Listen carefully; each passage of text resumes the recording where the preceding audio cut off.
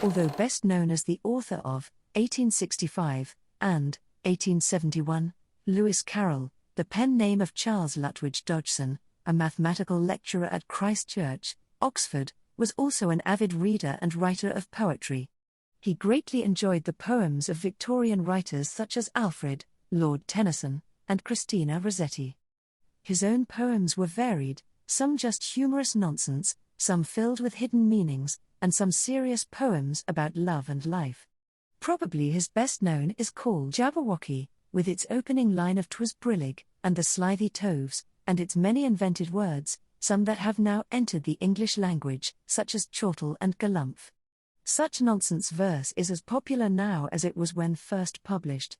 His more serious poetry, it must be admitted, is generally inferior to his humorous verse and often over-sentimental.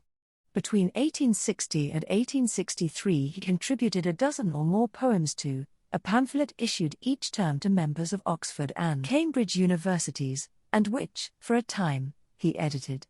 In 1869, he compiled a book of poems, many of which he had already published elsewhere but now issued in revised form, together with one main new poem, which gives its title to the book. One particular poem stands out from all the others that Carroll wrote. It has inspired parodies, continuations, musical adaptations, and a wide variety of interpretations.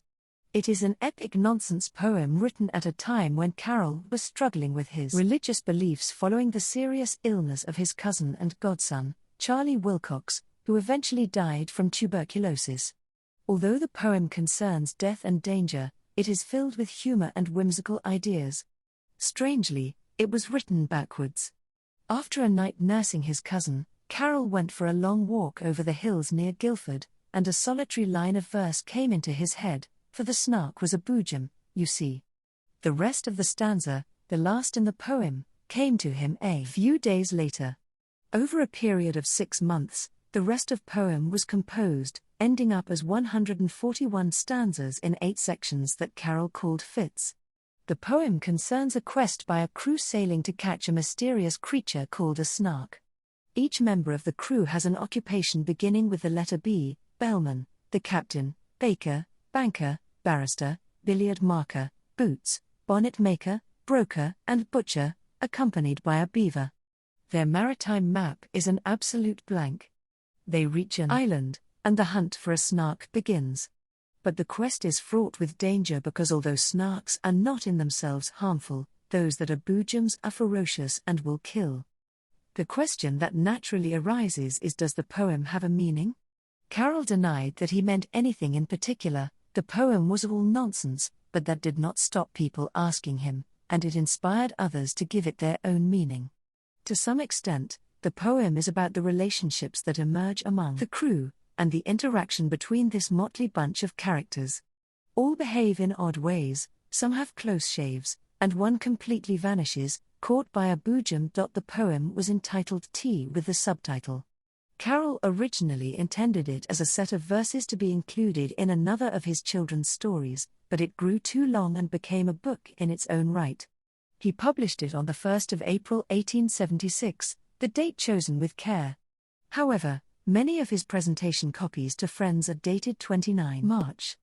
Although issued in a pictorial buff-colored cloth, he had copies bound in red, blue, green, and white cloth, all with gold decoration, to give away to his friends and family. The book was dedicated to one of his friends, Gertrude Chataway, and a dedicatory acrostic poem that introduces the book embodies her name as the first word of each stanza, Gert, rude, chat, away, and also the first letter of each line. Accompanying the poem were illustrations by Henry Holiday, 1839–1927, artist, sculptor, stained glass designer, and book illustrator.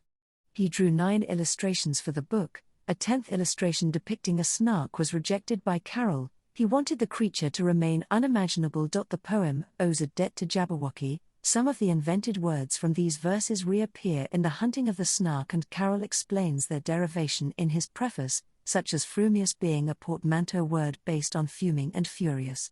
Some of the creatures also make a second appearance, the vicious Jubjub bird and the terrifying Bandersnatch. The poem was very popular. It was reprinted many times. In Carroll's lifetime, over 20,000 copies were sold. The poem was incorporated into Carroll's compendium of humorous poetry entitled 1883.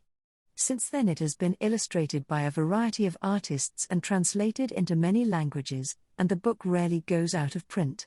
People are known to memorize and recite the poem. Some people form Snark clubs.